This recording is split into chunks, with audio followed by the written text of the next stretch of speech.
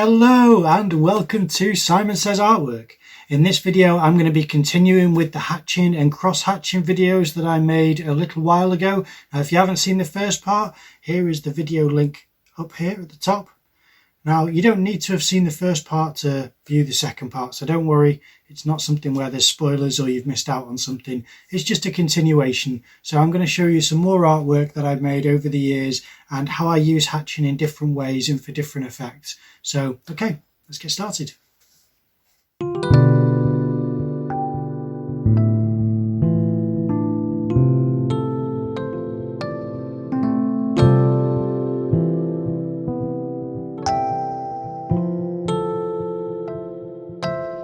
I'm going to start off by showing you some shadow shapes. This is how I learned to do hatching to make up a face. I would draw the shapes that I noticed would be in between the features of the face, where I'd be putting shadow to try and define the contours of the face. I'd draw all those first and then do vertical hatching to see what it looked like. Then I started to experiment with different face types, different types of shapes to make different items of clothing. And I ended up with quite a lot of different characters that were drawn from my imagination. So none of these are with any kind of photo reference, but here's a couple which are. Now this lady, she was a model on Instagram, as was this chap here. But then most of them, just like this guy, and the rest that I'll show you, are from my imagination. Some are more bold than others, but they were all just experiments. Now obviously this is photo reference, and hatching and cross hatching makes these come to life, as is this and this. The hatching here is mainly for the hair and the hand. Outside of that, the rest don't really have outlines.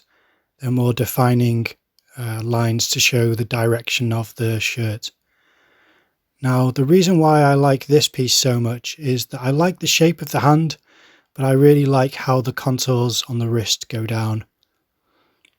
Now, this is some hatching where there weren't any outlines. These were just experiments. Not all of them work out. Some of them are quite nice, but were framed incorrectly. Others were just experiments to show how you can add tone, show depth, minimalize certain aspects of the face and heighten others. Now this was within the hair, but all of the shapes were all lines that weren't given any boundaries. Now these two were just face shapes that I wanted to use hatching and cross hatching to try to heighten the tone and the form of the face. And of course the headdress. This was an Indian chap that I got a reference from Instagram, but this was drawn from imagination.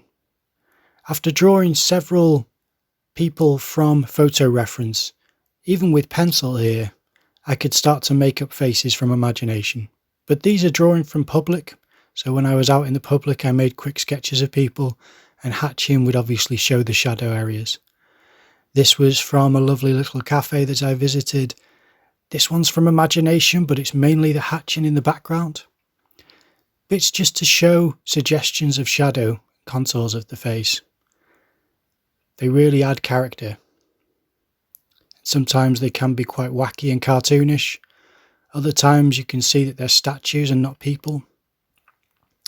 And then it can also just be to show design, to give it a boldness, a more striking look. To me it adds interest. Hatching and cross hatching can really add character.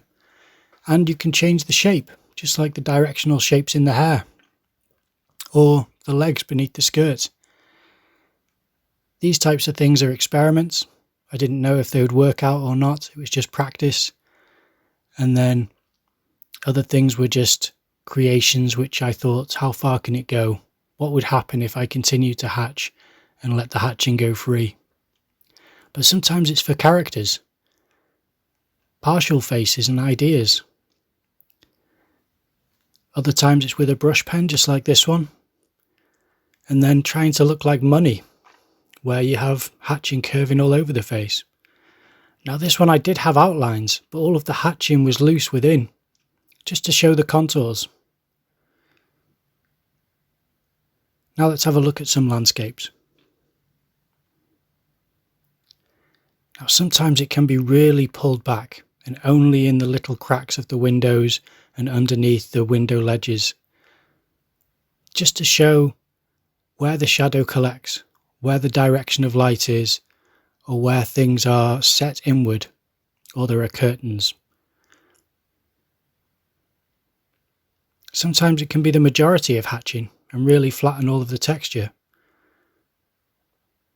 Very subtle hatching really adds to a piece, but there's several ways of using it. Sometimes directional hatching can be really interesting. Other times you can do it quite scribbly and loose, and it will still add quite a lot to a piece. I practiced on cottages and tried to do several pieces like this where the hatching would be showing the shadow underneath the roof. This was one which was quite scribbly, but at the same time it showed the environment, and I think it was quite a nice landscape drawing. I did 2 of these, and although the lines are wobbly and wiggly and scribbly, I think it still adds quite a lot to the piece. Just like the lines across the road. It was nice without it, but with it I quite liked. With this piece here, you can see how a lot of it is scribbly lines, but where there's more white, it's just too bold. So to pull all of that back, that's where I left it. Because I thought I want the roadway, the path, to show something more. And this is a pub and a couple of places in a small town where I live. And other times it can show structures like giant doors. This was just loose hatching to try and make the landscape create itself out of the different lines. Now I couldn't help but make structures eventually, but that was just play. And that's an important part of hatching. Now let's have a look at some things which are just play. For me, trying experiments with paint pens is really nice. This was an ink drawing in a sketchbook and just shapes that I created out of my imagination to see what they would look like, how they would work, and if they would work. Some things look nice as they are, but if you add more and more lines like here, it creates this different level of depth. Now I've shown this image before in my first video of hatching and cross-hatching, but this is the video process of the piece. I had this lovely sanguine pen and I used this to start hatching together rounded forms, and this was something which I didn't have an idea beforehand, but I thought if I continue to work on it, then it will build something which will look like some kind of organic form. It can be whatever. I could have added jagged geometric shapes to it, but I do think that if you care about the piece enough to spend that extra time working and reworking the angles and the hatching, you will find texture just grow out of the piece that you're making. It was always an experiment to do pieces like this. It could have failed, but in the end I always valued the ideas because they were so unusual. Sometimes it was inspired by calligraphy, and I would try to emulate more Japanese patterns. Now let me show you how I made my logo.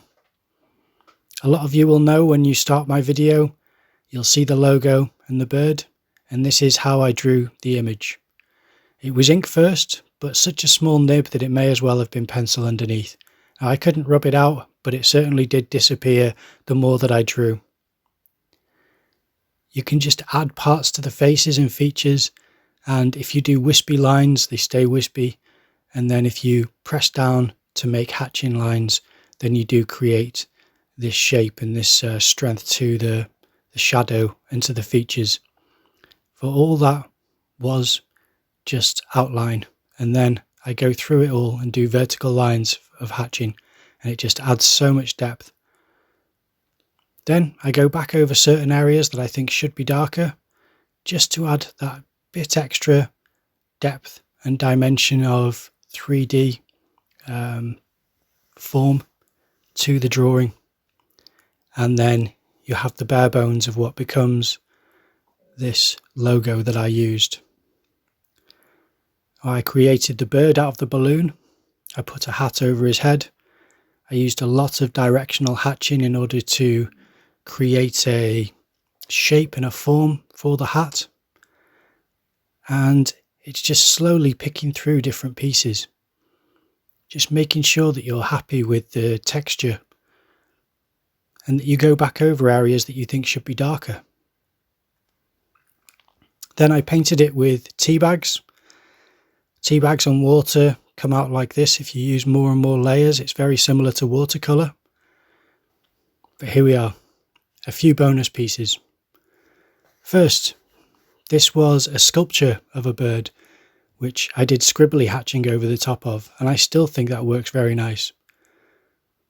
This here is a piece that I created from my imagination of a couple of characters, and they look good as outlined. They're not bad characters, but if you really want to add depth and reality to characters like this, then aside from trying to project the 3D shapes onto the surface that you have, you do have to commit to drawing lots of uniformed lines in order to sell the perspective and the proportions, and that's what you have here. A lot of the shading on them, you can just see on the clothing how it does suggest there's a light source and there's texture.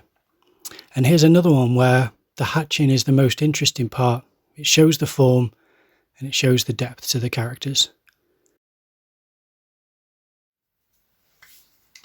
Okay, so that's the video done. Now, I went through several things. I thought if I can show you something about, shadow puddles and kind of the looser hatching where I've not actually drawn an outline, and then go to landscapes and the logo and a bit of play and some other bits and pieces, that you get a kind of more rounded idea of how I experimented and developed my hatching and cross hatching, where it works and where it doesn't. So you can pick out the bits that you prefer to others and maybe try to emulate that or do your own thing based on the bits that you like.